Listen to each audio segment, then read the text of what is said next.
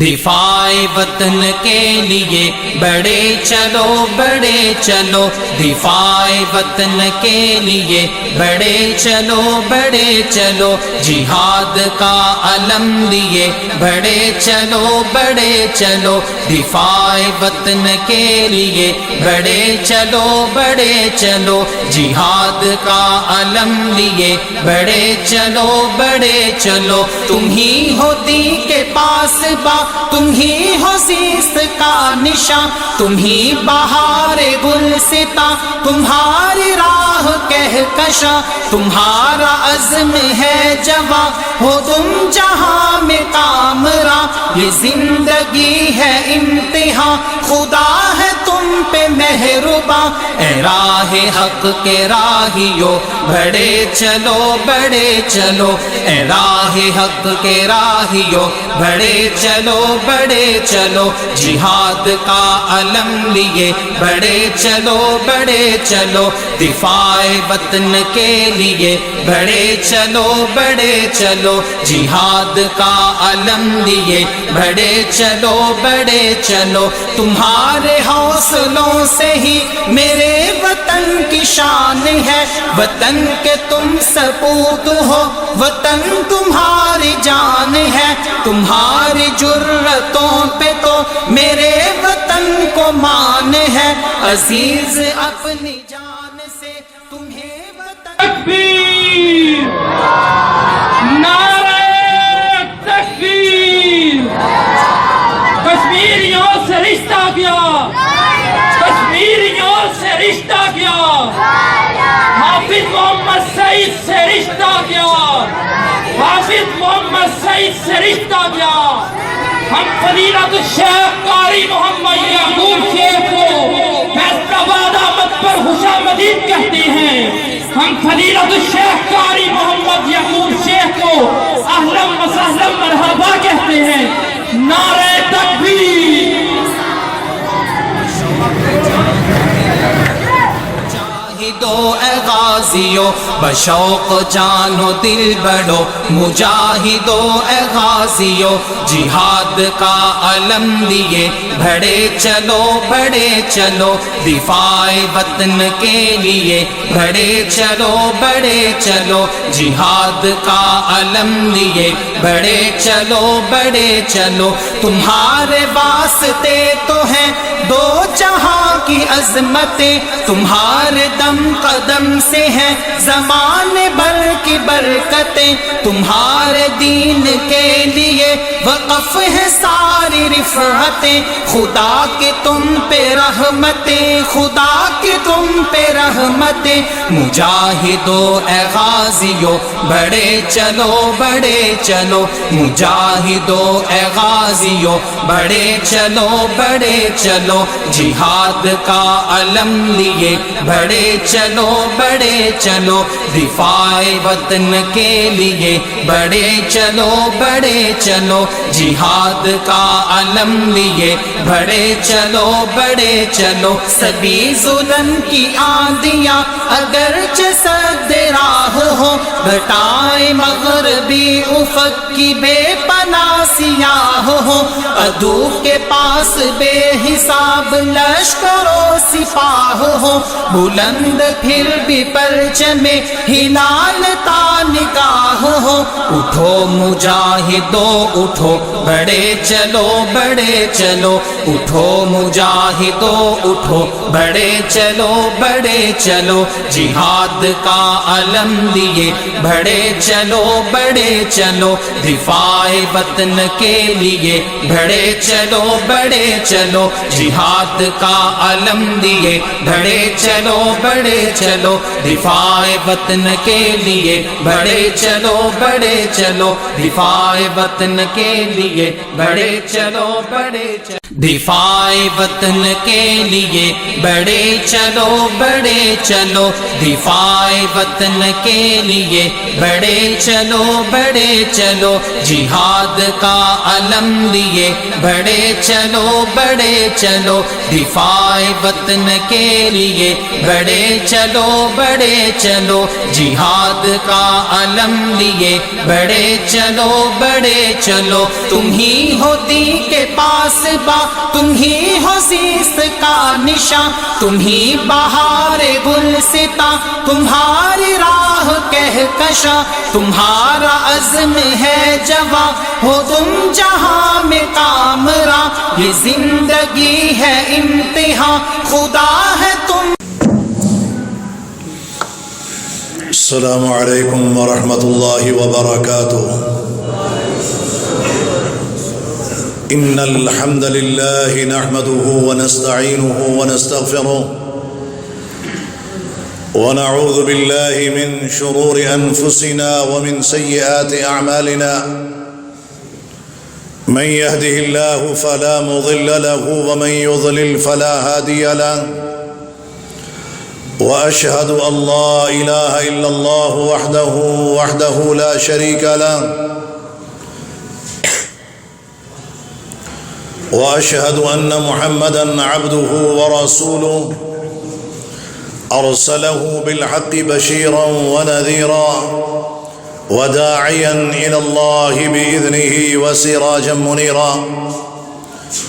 أعوذ بالله من الشيطان الرجيم، يا أيها الذين آمنوا اتقوا الله حق تقاته ولا تموتن إلا وأنتم مسلمون، يا أيها الناس اتقوا ربكم الذي خلقكم من نفس واحدة وخلق منها زوجها وبث منهما رجالا كثيرا ونساء، واتقوا الله الذي تساءلون به والأرحام إن الله كان عليكم رقيبا، يا أيها الذين آمنوا اتقوا الله وقولوا قولا سديدا يصلح لكم أعمالكم ويغفر لكم ذنوبكم، ومن يطع الله ورسوله فقد فاز فوزا عظيما، أما بعد فإن أحسن الكلام كلام الله، وأحسن الهدي هدي محمد صلى الله عليه وسلم،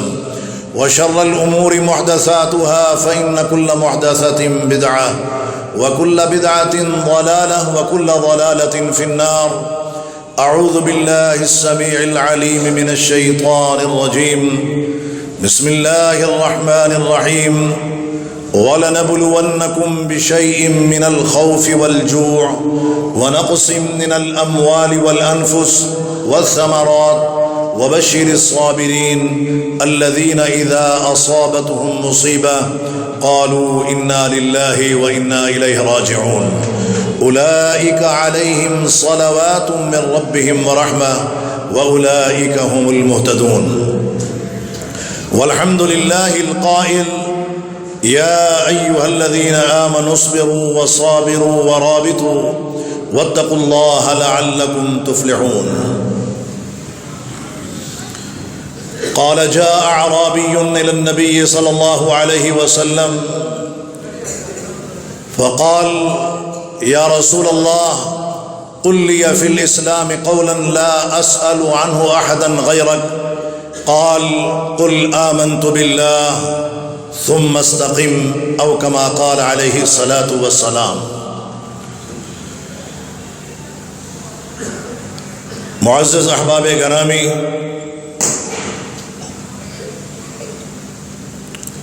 اللہ رب العالمین نے ہم پر یہ کرم کیا ہے کہ تمام تر مخلوقات سے اعلیٰ افضل اور احسن ہمیں پیدا کیا ہے۔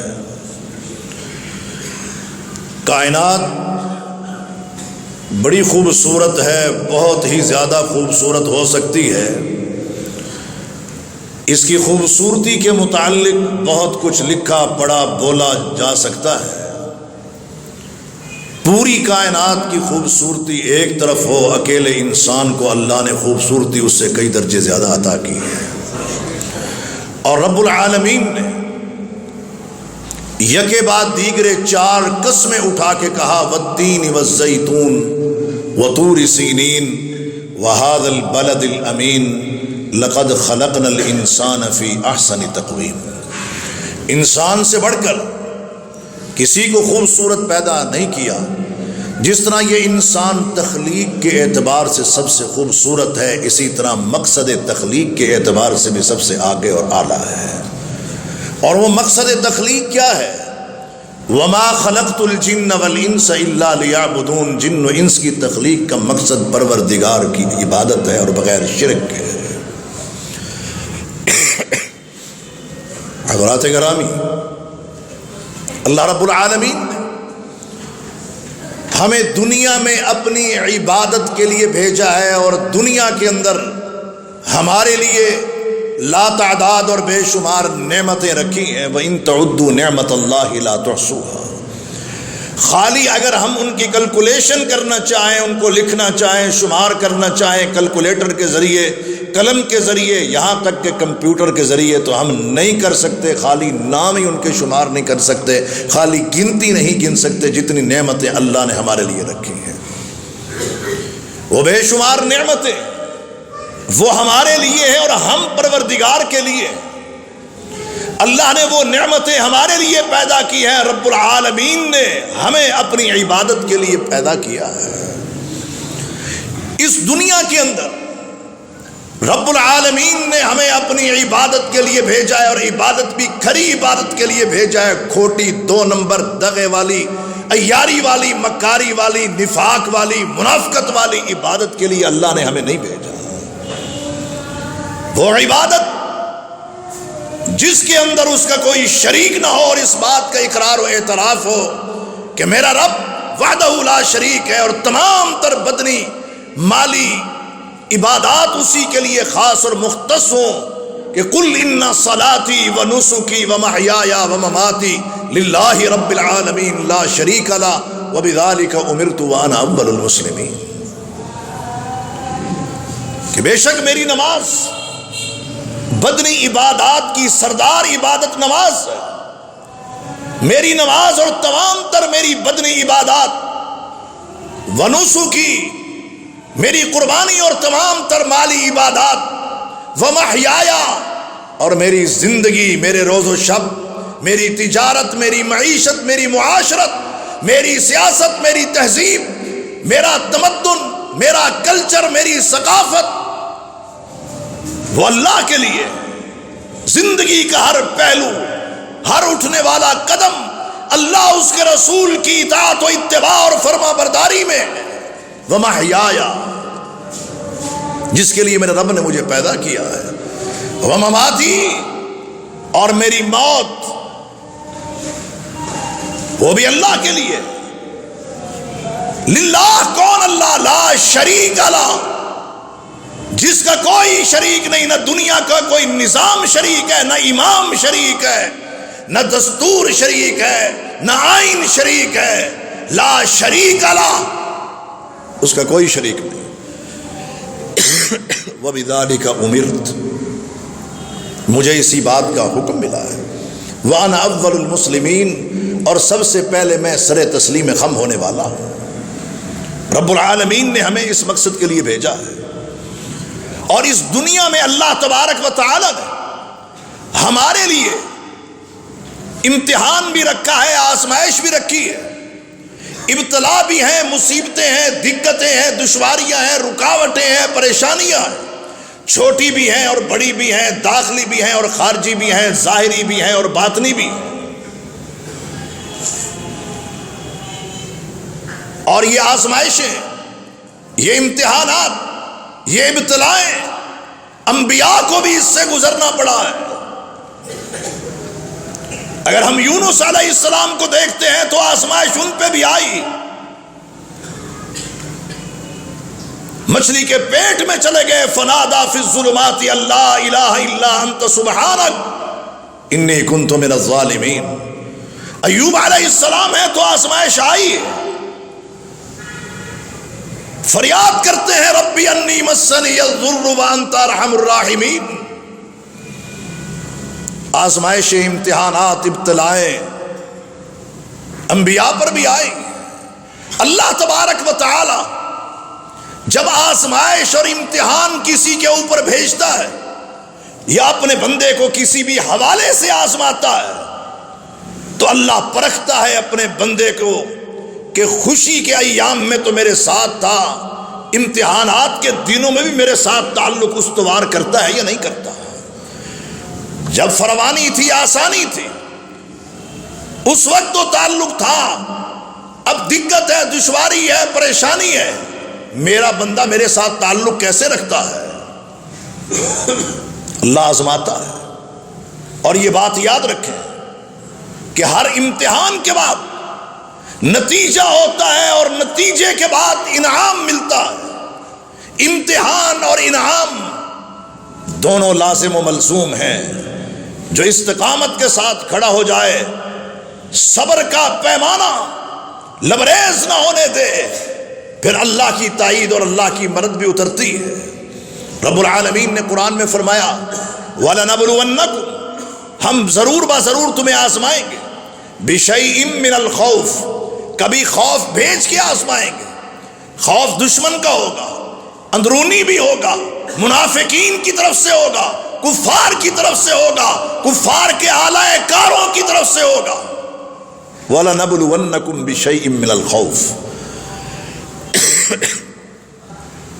اللہ آزماتا ہے۔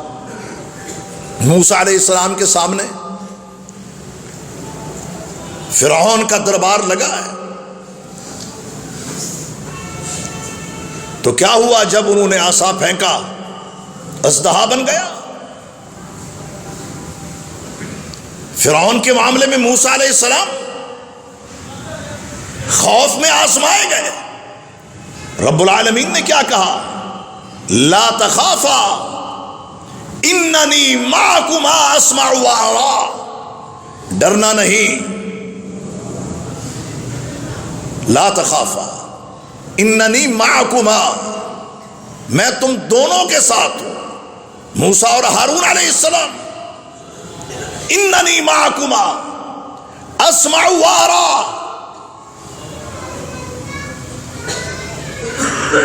محمد الرسول اللہ صلی اللہ علیہ وسلم غار کے اندر ہے اور دشمن سر پہ ہے۔ سیدنا ابو بکر صدیق رضی اللہ تعالی عنہ، جن کو اپنی جان سے زیادہ عزیز جان محمد مصطفیٰ کی تھی، اپنے سے بڑھ کے فکر حبیب کبریا محمد الرسول اللہ صلی اللہ علیہ وسلم کا تھا۔ سیدنا ابو بکر صدیق رضی اللہ تعالی عنہ کہ جو اپنی جان تک نچھاور کرنے کے لیے ہمہ وقت تیار تھے، اور یہی کیفیت ہر مسلمان کی ہونی چاہیے، ورنہ ہم ایمان سے ہاتھ دھو بیٹھیں گے۔ جب گھبرائے کہ اب کیا بنے گا، دشمن سر پہ آ چکا ہے۔ اذ یقول لصاحبہ لا تحزن، کون کہہ رہے ہیں؟ محمد الرسول اللہ صلی اللہ علیہ وسلم۔ لا تحزن، غم زدہ ہونے کی ضرورت نہیں ہے، پریشان ہونے کی ضرورت نہیں ہے۔ کیوں؟ ان اللہ معنا، ہمارے ساتھ کون ہے؟ اللہ ہے۔ میرے بھائیوں، جب کسی پر، کسی فرد پر، شخص پر، کنبے پر، گھرانے پر، خاندان پر، جماعت پر، تنظیم پر کوئی آزمائش آتی ہے، کوئی امتحان آتا ہے، پہلی بات تو یہ ہے کہ اللہ کسی کی صلاحیت سے بڑھ کر اس کے اوپر بوجھ نہیں ڈالتا، اس کو امتحان میں نہیں ڈالتا۔ جتنی جس کی صلاحیت ہو، اللہ اس کے اوپر اتنا ہی امتحان ڈالتا ہے۔ یہ کبھی نہیں ہوا کہ اسٹوڈنٹ نے میٹرک کی تیاری کی ہوئی ہو اور اس کو ایم اے کے پیپر پکڑا دیے جائیں یا بی ایس سی کے پیپر پکڑا دیے جائیں کہ یہ تو نے حل کرنے ہیں۔ دنیا اس کو ناانصافی کہتی ہے، اور اللہ تو انصاف کرنے والا۔ امتحان میں اللہ ڈبونے کے لیے نہیں ڈالتا۔ بظاہر یہی نظر آ رہا ہوتا کہ شاید میں ڈوب جاؤں گا، اب آگے دریا ہے، پانی ہے، موجیں ہیں، سارا کچھ ہے۔ موسیٰ علیہ السلام اب کیا دیکھ رہے ہیں کہ آگے اس کی پانیوں کی موجیں ہیں، پیچھے فرعون کا لشکر ہے۔ ان حالات کے اندر انسان تو یہی سوچتا ہے کہ آگے دیکھتا ہوں تو موت ہے، جب پیچھے دیکھتا ہوں تو موت ہے، آگے پانی کی موجیں غرق کر دیں گی، پیچھے سے دشمن کا لشکر جو ہے وہ ٹکڑے ٹکڑے کر دے گا۔ رب العالمین نے فرمایا موسیٰ دوڑا دو ان پانیوں کے اندر گھوڑوں کو، ڈال دو اپنی سواریوں کو، میری رب کی قدرت کا کرشمہ پھر دیکھو۔ اور موٹر وے تو اس دور کے اندر بنا ہے، میرے رب نے پانیوں کے اندر موٹر وے بنا دیا۔ رب نے نکالا ہے کہ نہیں نکالا؟ آزمائش تھی، امتحان تھا۔ ہمارے اوپر کوئی آزمائش آتی ہے، کسی تاجر پہ آ جائے، ملازم پہ آ جائے، کسی عام فرد پر آ جائے، ماؤں بہنوں پہ آ جائے، کوئی چھوٹی سی آزمائش آئے تو ہم پریشان ہو جاتے ہیں، ضرورت سے زیادہ پریشان ہو جاتے ہیں اور اپنی زبانوں سے شکوے کرتے ہیں۔ رب نو ساڑا کر لبے، اللہ کو ہم ہی نظر آتے ہیں، میرا قصور کیا ہے، میرا فلاں معاملہ کیا ہے؟ اور اللہ کے بندے تیرا قصور کوئی نہیں، رب تیری شان و عظمت کو، تیرے مقام کو اللہ اور بلند کرنا چاہتا ہے، رب تیرے گناہوں کو معاف کرنا چاہتا ہے۔ اللہ کی اپنی تدبیریں، اللہ کی اپنی تدبیریں ہیں۔ بات صرف یہ ہے کہ ہمیں یہ سمجھنا ہے کہ امتحانات آئیں گے، خوف آئے گا، جس طرح میں نے عرض کیا کہ آگے کیا ہے، پانی ہے، موجیں ہیں، خوف ہے، آگے اس کا خوف ہے، پیچھے دشمن کے لشکر کا خوف ہے۔ موسیٰ علیہ السلام اس وقت تو آپ دیکھیں نا کہ ماشاءاللہ پیغمبر کڑی الجمان، جب وہ خود شیر خوار بچے تھے اور فرعون کا قانون تھا، اس قانون کی گہرائیوں میں یا وسعتوں میں یا تفصیلات میں تو میں نہیں جانا چاہتا، لیکن موٹی سی بات اتنی ہے کہ جہاں کسی گھر میں بیٹا پیدا ہو اس کو کیا کر دینا ہے، قتل کر دینا ہے۔ وہ ظالم کیا کرتا تھا، یذبح ابناءہم ویستحیی نساءہم، جو قرآن کہہ رہا ہے، لڑکوں کو ذبح کر دیتا تھا، لڑکیوں کو زندہ چھوڑ دیتا تھا۔ موسیٰ علیہ السلام کی ماں تو پریشان ہے، خوف میں مبتلا ہے۔ رب العالمین کا حکم ہوا، وَأَوْحَيْنَا إِلَىٰ أُمِّ مُوسَىٰ أَنْ أَرْضِعِيهِ، وہی موسیٰ علیہ السلام کی ماں ہے نا جس کو اللہ فرما رہے ہیں موسیٰ کی ماں القیہ فی الیم۔ یہاں پر بھی ماں پریشان ہے، خوف میں مبتلا ہے۔ خوف کس چیز کا؟ بیٹے کو مار دیں گے۔ حکم ہوا کہ ڈال دو پانیوں میں، دریا میں پھینک دو، ماں ہے۔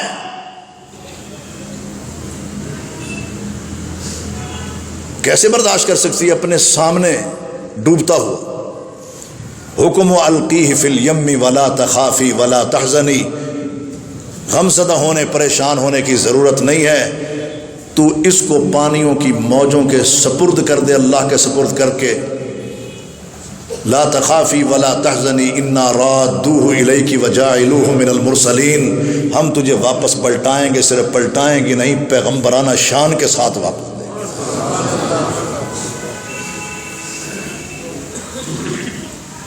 میرے بھائیوں، جب انسان اللہ کے راستے پر صحیح طریقے سے چل رہا ہو اور چلتے چلتے بیریئر آئیں، رکاوٹیں آئیں، مصیبتیں آئیں، دقتیں آئیں، پریشانیاں آئیں،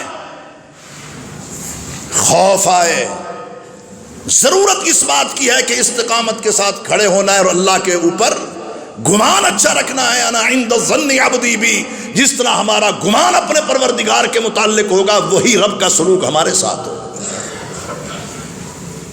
وَلَنَبْلُوَنَّكُمْ بِشَيْءٍ مِّنَ الْخَوْفِ، ہم تمہیں خوف سے آزمائیں گے، والجوع، بھوک سے بھی آزمائیں گے۔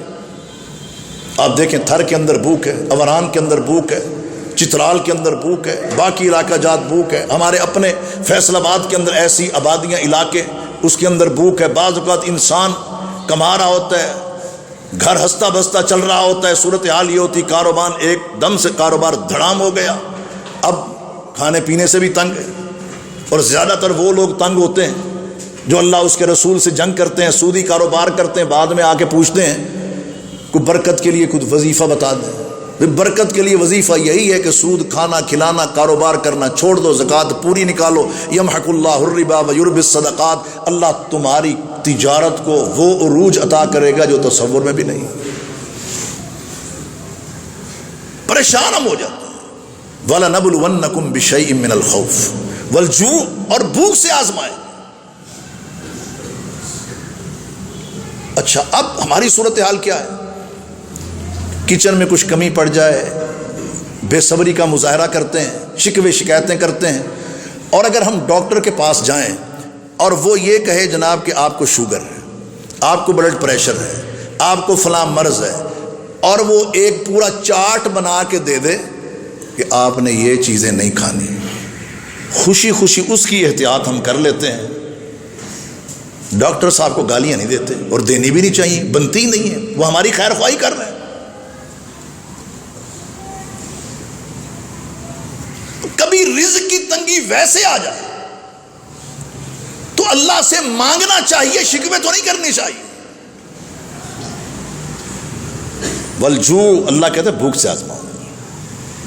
نمبر 3 ونقص من الاموال، اللہ مال دیتا ہے دیتا ہے. جب مال انسان کے لیے فتنہ بنتا ہے اللہ روک بھی لیتا ہے. اس لیے روکتا ہے تاکہ یہ انسان، یہ شخص، اس کی اولاد کہیں فتنے میں مبتلا نہ ہو جائے.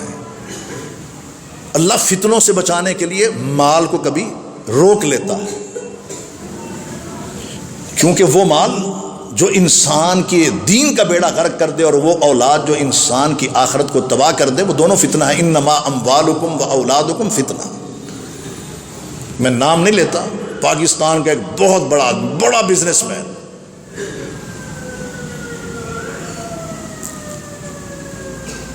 سارا کچھ بیٹے کے نام کیا، پھر واپس لے لیے. کیوں؟ کہتے 8-8 10-10 کروڑ روزانہ جوا ہار جاتا تھا.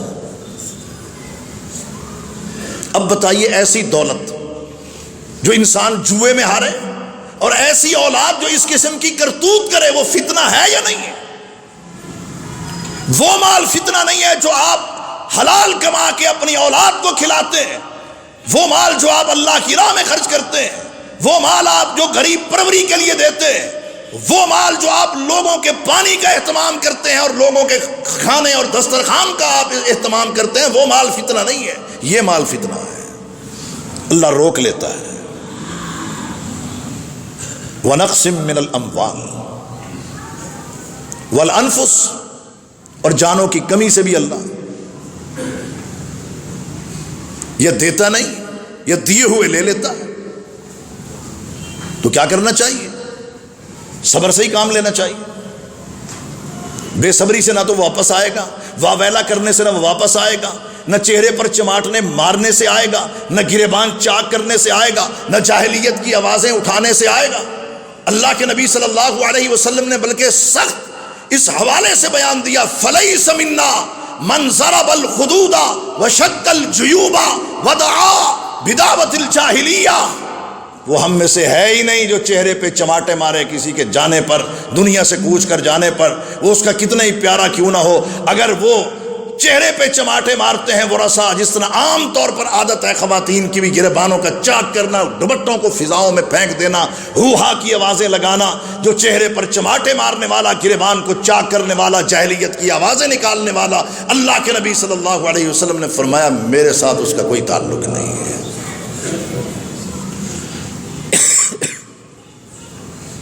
کیا رب العالمین نے اللہ کے نبی صلی اللہ علیہ وسلم کو اولاد نہیں دی تھی؟ دی تھی. کیا لے نہیں لی ہے؟ نرینہ لی ہے. بلکہ آپ کی زندگی میں 4 میں سے 3 بیٹیاں اللہ کو پیاری ہو گئی. بیٹا ابراہیم جھولی میں ہے. کیا فرما رہے ہیں؟ ان العین تدمع والقلب يحزن ولا نقول الا ما يرضى ربنا وانا بفراقك یا ابراہیم لمحزونون. آج آنکھیں بہہ رہی ہیں، دل غمزدہ ہے، لیکن میں کوئی ایسی بات نہیں کروں گا جس سے میرا رب، میرا پروردگار مجھ سے خفا ہو جائے. اے بیٹے ابراہیم، تیری جدائی نے میں محمد کا کلیجہ ہلا کے رکھ دیا ہے. آنکھوں سے آنسو بھی جاری. وَنَقْسِم مِّنَ الْأَمْوَالِ وَالْأَنفُسِ، دیتا بھی وہی ہے، لیتا بھی وہی ہے، ملا جلا کے دینے والا بھی وہی ہے، ایک ایک کر کے یا اکٹھے واپس بلانے والا بھی وہی ہے. 5ویں چیز والثمرات، پھلوں کی کمی سے اللہ کہتا ہے آزماؤ. ملتے رہتے ہیں انسان نہیں کھاتا. بلکہ آپ تو سن کے حیران ہوں گے کہ یہ آپ کا تھر، آپ کا وران، پاکستان کے علاقے ایسے ہیں کہ اگر وہاں آپ جا کے، ایسے غریب علاقے ہیں، وہاں جا کے اگر ان کو آپ پھل دیں کھانے کے لیے، ان کو سمجھ نہیں آتی یہ چیز کیا ہے، اس کا نام کیا ہے، زندگی میں کبھی دیکھا ہی نہیں، زندگی میں انہوں نے کبھی نہیں دیکھا۔ جب یہ نئے نئے چپس وہاں پر دیے گئے، جوس کے ڈبے وہاں پر دیے گئے، تو وہ بچے پریشان ہو گئے، ڈرتے تھے، کھلونوں سے ڈرتے تھے۔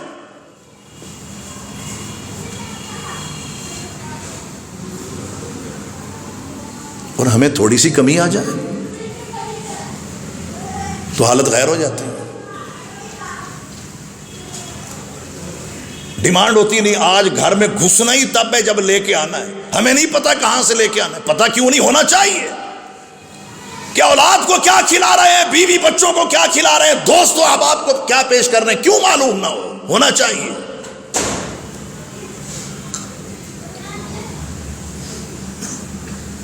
کہ ہم کیا کھا رہے ہیں، کیا کھلا رہے ہیں، یہاں سے مرضی لے آئیں، اس کا مطلب کیا ہے، سود کے مال سے ملے لے آئیں، رشوت کا مال ہو لے آئیں، چوری کر کے لائیں، ڈاکہ مار کے لائیں، جو مرضی کر کے لے آنا چاہیے۔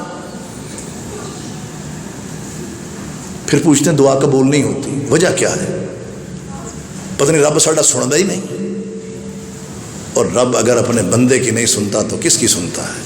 وہ رب تو ایسی ذات ہے، کسی نے کیا خوب کہا ہے، اللہ یغضب ان ترکت سؤالہ وابن آدم حین یسأل یغضب، اللہ وہ ذات ہے، اس سے نہ مانگو تو وہ غیظ و غضب میں آتا ہے۔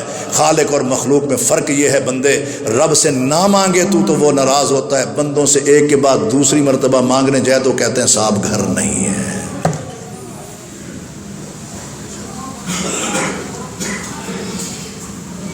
اللہ غصے میں آتا ہے جب نہ مانگا جائے، بندہ غصے اس وقت ہوتا ہے جب اس سے مانگا جائے۔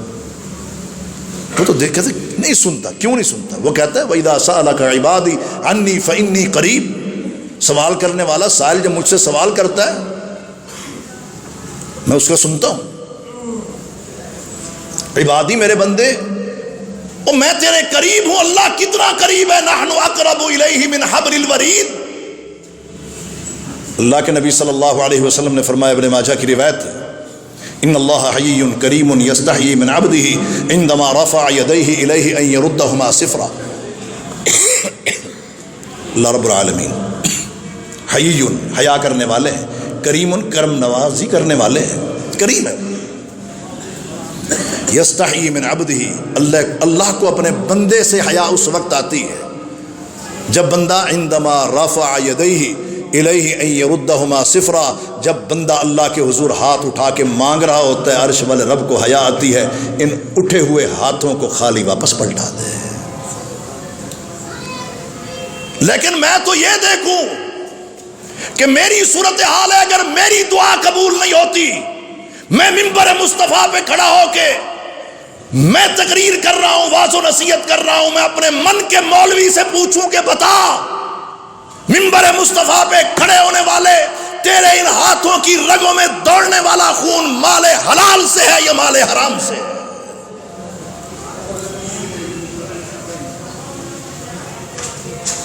اگر حالت یہ ہے کہ مطعمہ حرام ومشربہ حرام وملبسہ حرام وغذی بالحرام فأنا یستجاب لذلک، اگر کھانا حرام کا ہے، پینا حرام کا ہے، لباس و ملبوسات حرام کے ہیں، اور غذا جو کھا رہا ہوں کھلا رہا ہوں وہ حرام کی ہے، فأنا یستجاب لذلک، اللہ کے نبی نے فرمایا بتاؤ اس کی دعا کیسے قبول ہو؟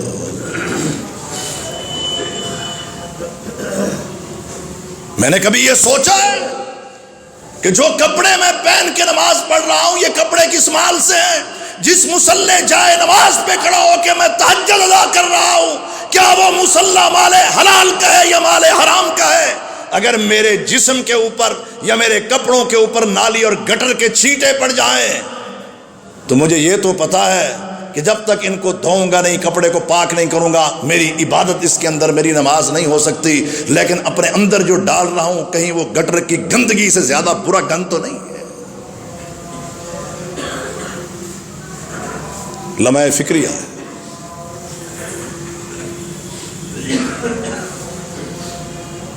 والثمرات، پھلوں کی کمی سے آزمائیں گے. کمی ہو گئی، 1 ہفتہ، 15 دن، 3 ہفتے، 1 ماہ نہیں کھائیں گے تو کیا ہو جائے گا؟ ہم اس پیغمبر کی امت ہیں جس کے گھر کا چولہا کئی ہفتے تک ٹھنڈا رہتا تھا، بجھا رہتا تھا. کیوں؟ پکانے کے لیے کوئی چیز نہیں ہوتی تھی. ہم اس پیغمبر کی امت ہیں جس پیغمبر نے غزوہ احزاب میں 10 مبشرہ کو، اصحاب بدر کو، بدریوں کو، احد والوں کو، سابقون الاولون کو، مہاجر و انصار کو، فارسیوں اور رومیوں کو لا کے میدان احزاب کے اندر کھڑا کیا تھا. اور جب آپ جاتے ہیں وہاں پہ وہ روڈ جہاں پر موجود ہے، یہاں پر خندق تھی، جو مورچے تھے وہ 7 مساجد بن گئی، وہاں پر لا کے کھڑا کیا. صورتحال کیا ہے؟ امام کائنات کے پیٹ پر 2 پتھر بندھے ہیں اور صحابہ کے کرام کے پیٹ پر 1 پتھر بندھا ہوا ہے. ہم اس پیغمبر کی امت ہیں. بہرحال بس ثمرات پھلوں کی کمی سے آزمائیں گے. وبشر الصابرین، خوشخبری ہے کن کے لیے؟ وبشر الصابرین، جو صبر کرنے والے ہیں امتحان میں، آزمائش میں. وبشر الصابرین الذین اذا اصابتهم مصیبہ، جب ان کو کوئی مصیبت پہنچتی ہے تو کیا کہتے ہیں؟ انا للہ وانا الیہ راجعون. اولئک علیہم صلوات من ربہم ورحمہ، یہی لوگ رب کی رحمتوں کے مستحق ہیں. واولئک هم المہتدون، یہی ہدایت یافتہ ہیں جو استقامت کے ساتھ کھڑے رہتے ہیں. بھائیو، انفرادی آزمائشیں آتی ہیں، اجتماعی آتی ہیں، ذاتی بھی آتی ہیں، جماعتی بھی آتی ہیں اور آئی ہیں. FIF پر پابندی، جماعت پر پابندی، کاموں پر پابندی، مریضوں کو منتقل کرنے پر پابندی، میڈیکل کیمپ لگانے پر پابندی. ان سیاسی مومو ٹھگنوں نے نہ جن کا کوئی کردار ہے، نہ وقار ہے، نہ کوئی عزت ہے، نہ احترام ہے، 62-63 کی زد میں اگر آئیں تو ایک بھی ان میں سے صادق و امین نہیں ہے. سارا معاملہ ہوا. لیکن اللہ نے یہ کہا ہے وَلَنَبْلُوَنَّكُمْ، ہم تمہیں ضرور آزمائیں گے، حَتَّى نَعْلَمَ الْمُجَاهِدِينَ مِنْكُمْ وَالصَّابِرِينَ وَنَبْلُوَ أَخْبَارَكُمْ. تم میں سے کون ہے جو سچا کھرا مجاہد ہے، جو غریب پرور ہے، جو مظلوم امت کا ساتھی ہے. ہم تمہیں ضرور آزمائیں گے. حَتَّى نَعْلَمَ الْمُجَاهِدِينَ مِنْكُمْ وَالصَّابِرِينَ، آزمائیں گے تم میں سے صبر کرنے والا کون ہے. وَنَبْلُوَ أَخْبَارَكُمْ، تمہاری خبریں، تمہاری حالت، تمہاری کیفیت ہم دیکھیں گے.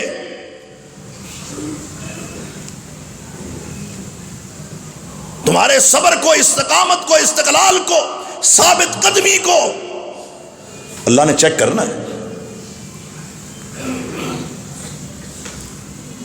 اور کارکنان سے بھی یہی گزارش ہے کہ ان حالات کے اندر جو کرنے والا کام ہے وہ کیا ہے؟ لاہ عمل. اللہ خود دے رہا ہے، یا ایھا الذین آمنوا اصبروا وصابروا ورابطوا واتقوا اللہ لعلکم تفلحون. فلاح کا، کامیابی کا، ترقی کا، عروج کا فارمولہ رب العالمین نے خود دے دیا. وہ کیا ہے؟ یا ایھا الذین آمنوا اصبروا، ایمان کا دعویٰ کرنے والوں، اصبروا، صبر کرو، ثابت قدمی کا مظاہرہ کرو. وصابروا، اس کی تلقین کرو. ورابطوا، جڑ کے رہو، چھونیاں لگا کے رہو. تمہاری صفوں کے اندر اضطراب نہیں ہونا چاہیے بلکہ استقلال ہونا چاہیے. تذبذب نہیں ہونی چاہیے، استقامت ہونی چاہیے. رابطوا، جڑنا ہے، مضبوط ہونا ہے. نمبر 4 واتقوا اللہ، پوری دنیا و کائنات کے کافروں کا، باطل قوتوں کا، باطل طاقتوں کا ڈر اور خوف اپنے دل میں پیدا نہیں کرنا. واتقوا اللہ، کس سے ڈرنا ہے؟ ڈر کس کا صرف ہونا چاہیے؟ وَلِمَنْ خَافَ مَقَامَ رَبِّهِ جَنَّتَانِ، دوہری جنت ملنی ہی ان کو ہے جو صرف رب سے ڈرنے والے ہیں۔ وَاتَّقُوا اللَّهَ، یہ چار کام تم کر لو، لَعَلَّكُمْ تُفْلِحُونَ، پھر فلاح، کامیابی، کامرانی وہ تمہارا مقدر ہے۔ جس طرح میں نے حدیث پڑھی آپ کے سامنے، وہ صحابی بدو دیہاتی اعرابی اللہ کے نبی صلی اللہ علیہ وسلم کی خدمت میں حاضر ہوا، کہنے لگے جی لمبی چوڑی بات مجھے سمجھ نہیں آتی، قل لی فی الاسلام قولا، مجھے اسلام دین کے متعلق موٹی موٹی بنیادی بات ایسی بتا دیں، لا اسأل عنہ احدا غیرک، کہ آپ کے بعد مجھے پھر کسی کے پاس جانے کی ضرورت ہی نہ پڑے۔ اللہ نے آپ کو جوامع الکلم عطا کیے تھے، آپ نے فرمایا قل آمنت باللہ، میں کس پر ایمان لایا، ثم استقم، پھر اس پہ ڈٹ جا۔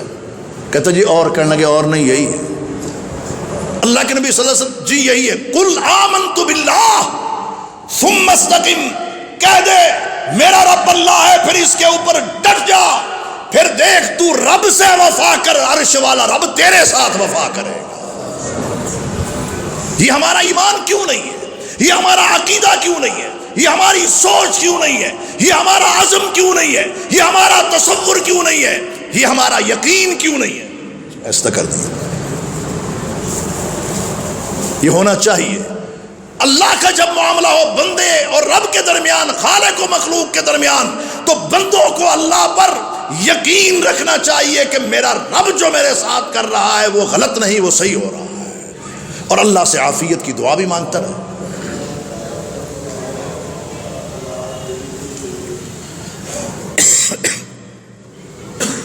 اللہ اکبر و کبیرہ، یقیناً یہ ہمارا امتحان تھا، جماعت کا امتحان تھا، یہ موقع ہے تاکہ پتہ چل سکے محب وطن کون ہے اور ملک دشمن کون ہے، مومن کون ہے، منافق کون ہے، ایک نمبر کون ہے، دو نمبر کون ہے، ملک کو گروی رکھنے والے کون ہیں، اور اس ملک کے لیے اپنے خون کا آخری قطرہ تک اس نظریے کے لیے جس نظریے پر یہ ملک حاصل کیا گیا تھا، لا الہ محمد، یہ فرق کرنے کا اب وقت آیا ہے تاکہ محبان وطن کو پتہ چل سکے کہ اس ملک کے وفادار کون ہیں، غدار کون ہیں، جانثار کون ہیں، ضمیر فروش کون ہیں، کون ہیں جو سب کچھ ہونے کے باوجود بھی نہ گن ہے، نہ گولی ہے، نہ فائرنگ ہے، نہ ہلڑ بازی ہے، نہ توڑ پھوڑ ہے۔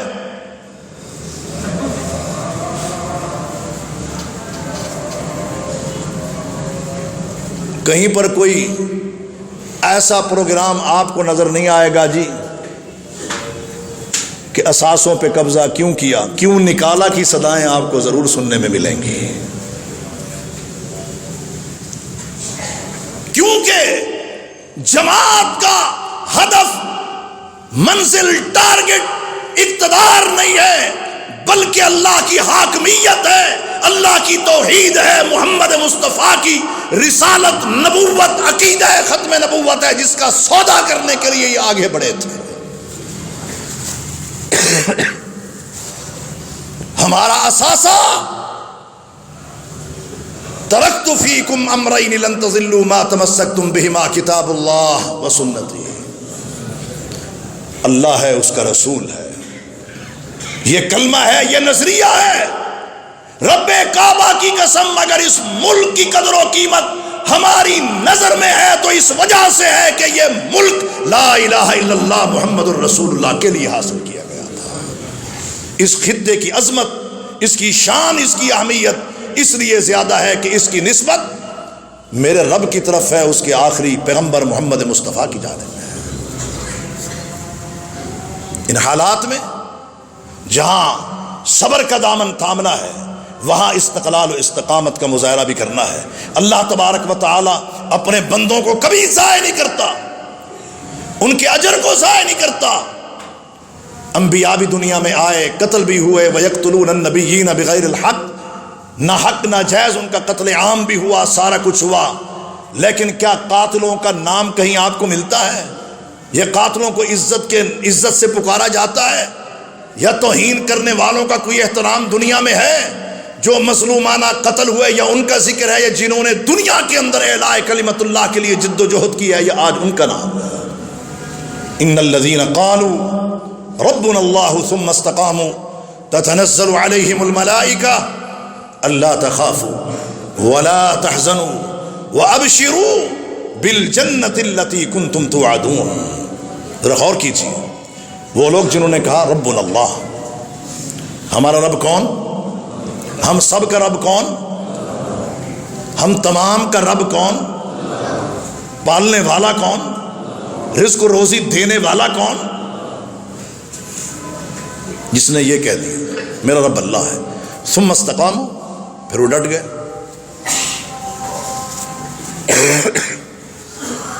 تتنزل علیہم الملائکہ، فرشتوں کا نزول ان کے لیے ہوتا ہے۔ اور پھر اللہ تخافوا، رب کہہ رہا ہے کوئی اور نہیں، میرے بندوں خوف زدہ ہونے کی ضرورت نہیں، ولا تحزنوا، غم زدہ ہونے کی بھی ضرورت نہیں، ابشروا بالجنۃ التی کنتم توعدون، تمہیں خوشخبری ہو، بشارت ہو، مبارک ہو وہ جنت جس کا وعدہ تمہارے رب نے تم سے کر رکھا ہے۔ اللہ تبارک و تعالی نے کبھی اپنے بندوں کو، کبھی بھی اپنے بندوں کو رسوا نہیں کیا۔ ہاں ایمان ہو، تقوی ہو، صبر ہو، استقامت ہو۔ الا ان اولیاء اللہ لا خوف علیہم ولا هم يحزنون الذین آمنوا وكانوا يتقون۔ یہی ہمارا اثاثہ ہے، ایمان اور تقوی، اسی کو لے کے اولو العزمی کے ساتھ، حکمت کے ساتھ، اطاعت کے اندر رہتے ہوئے آگے انشاءاللہ بڑھنا ہے۔ یہ ملک ہمارا ہے، اس ملک کے نظریے لا الہ الا اللہ محمد الرسول اللہ کا ایک ایک دشمن میرے رب نے خود چن چن کے مارنا ہے، کوئی باقی بچنا نہیں ہے۔ 7 چیزیں،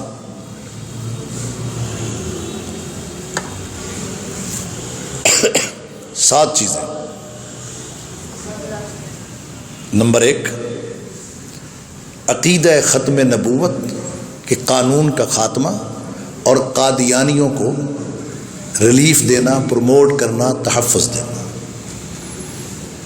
ذرا بات توجہ سے سنیے گا، پہلی بات۔ دوسری بات، جتنے اسلامسٹ ہیں دیوار سے لگا دینا، لبرلزم کو عام کرنا۔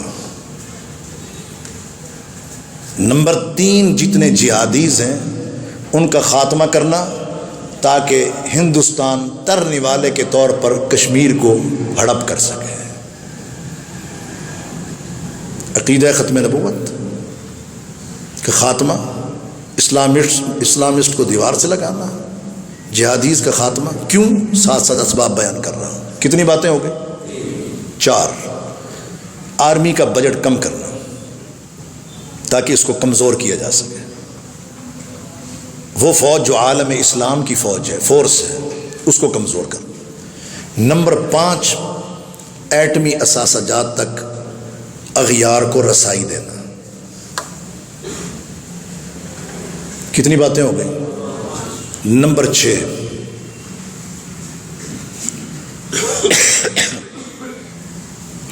نظریاتی حدود کا خاتمہ، نظریہ پاکستان کو مٹانا، جس کا موصوف نے اپنی تقریروں کے اندر مذاق بھی اڑایا ہے۔ نمبر 7، جغرافیائی بارڈر لکیر، جس کو کہا گیا کہ یہ لکیر ہے، اس کی کیا حیثیت ہے، ورنہ ادھر اور ادھر کے آلو گوشت کا ذائقہ ایک ہے، ادھر اور ادھر کی مٹھائی کا موتی چور کا ذائقہ ایک ہے۔ یہ بات کہہ کے چور چور کر کے رکھ دیا۔ حضرت صاحب، موتی چور کا ذائقہ ایک ہو سکتا ہے، آلو گوشت کا ذائقہ ایک ہو سکتا ہے، پتہ نہیں کیا کیا کچھ ایک ہو سکتا ہے۔ نظریہ نہ کل ایک تھا، نہ آج ایک ہے، نہ قیامت تک ایک ہوگا۔ قل یا ایھا الکافرون لا اعبد ما تعبدون ولا انتم عابدون ما اعبد ولا انا عابد ما عبدتم ولا انتم عابدون ما اعبد لكم دینکم ولی دین. یہ خالی لکیر نہیں ہے، اس لکیر کے پس منظر میں شہادتیں ہیں، عصمتیں ہیں، عزتیں ہیں، چادر ہے، چار دیواری ہے، قربانیاں ہیں، ہجرتیں ہیں. یہ خط ایسے نہیں کھینچا گیا. جو رب نے خط ہمیں کھینچنے کی توفیق دے دی ہے، انشاءاللہ دنیا کا کوئی منافق سیاستدان، کوئی لیڈر اس کو نہیں مٹائے گا. میرا رب اس کو مٹانے سے پہلے پہلے اسے مٹا دے گا. وآخر دعوانا الحمدللہ. مسلمانوں کی مدد کرتی ہے اور برما اور اراکان کے مسلمانوں کی مدد کرتی ہے، فلاں فلاں ایک ہی علاقے میں مدد کرتی ہے، تو یہ مدد جو ہے یہ روکی جائے. خیر بات یہ کر رہا تھا اس وقت شام کے اندر ظلم جو زیادتی بمباری، بلڈنگوں، عمارتوں، گھروں کا ملبہ ہی گھر والوں کے لیے قبرستان بن گیا ہے. اور یہ مستضعفین، یہ مجبوری، یہ بے بس، یہ زخمی، یہ شہداء. اسلامی دنیا کے حکمران مجرم کی حیثیت سے کھڑے ہوں گے اور ان مظلوموں کے ہاتھ ان کے گریبان میں ہوں گے. آج یہ جو عالم کفر کا اعلی کار بنے ہوئے ہیں، جو انہوں نے چشم پوشی اختیار کی ہوئی ہے، نہ خود کرتے ہیں نہ کسی کو کرنے دیتے ہیں. یہ ظلم، یہ زیادتی جو اس وقت ہو رہی ہے، اور انسانی حقوق کی تمام تر وہ بدماش تنظیمیں سوئی ہوئی ہیں. اقوام متحدہ جو امریکہ کی لونڈی ہے وہ بھی خواب غفلت کے اندر ہے، اور جہاں مسلمان مرتا ہے کفن کی جگہ وہاں پر یہ تماشا لگانے کے لیے چلے جاتے ہیں. جہاں میڈیسن کی ضرورت ہوتی ہے وہاں پر یہ غذا لے کے جاتے ہیں، جہاں غذا کی ضرورت ہے وہاں دوائیاں لے کے پہنچے ہوئے ہوتے ہیں. اس وقت مسلمان پس رہا ہے، کٹ رہا ہے. دنیا کے اندر بڑے بڑے دریا موجود ہیں، مگر ایک دریا ایسا ہے کہ جس کا نام شاید کسی کو نہ آتا ہو. دنیا کے اندر دریا موجود ہیں، کوئی خشک ہے، کسی کے اندر روانی ہے، اور کسی کے اندر روانی سے بڑھ کے طغیانی ہے. لیکن ایک دریا ہے جس کا نام دریائے خون مسلم ہے، جو کبھی خشک نہیں ہو رہا، اور جس کا معاملہ طغیانیوں سے بھی آگے ہے. اور خون مسلم ہے جو دریا میں بہہ رہا ہے. اور یہ دریا یہ کئی ملکوں کو اپنی لپیٹ میں لے رہا ہے. کہیں یہ برما اور اراکان سے شروع ہوتا ہے اور شام تک جاتا ہے، اور کہیں فلسطین سے شروع ہوتا ہے تو کشمیر تک جاتا ہے. اور یہ دریا جو ہے، یہ اس کی بے رحم موجیں جو ہیں، وہ خون مسلم اس کے اندر بہہ رہا ہے. دعا کریں کہ اللہ ان مظلوموں کی مدد کرے. اللہ تبارک و تعالی ان مظلوموں کی تائید فرمائے. اللہ ہمارے ملک پاکستان کی حفاظت فرمائے. ویسے میں نماز کے اندر انشاءاللہ العزیز اپنے ملک کے لیے بھی دعا کروں گا، قنوت بھی کروں گا. دوسری رکعت میں رکوع کے بعد سجدے میں جانے سے پہلے میں نے انشاءاللہ قنوت کرنی ہے. آپ نے سجدے میں جانے میں جلدی نہیں کرنی، تاکہ اللہ ہمارے ملک کو محفوظ رکھے، ہمارے ملک کے باشندوں کو محفوظ رکھے.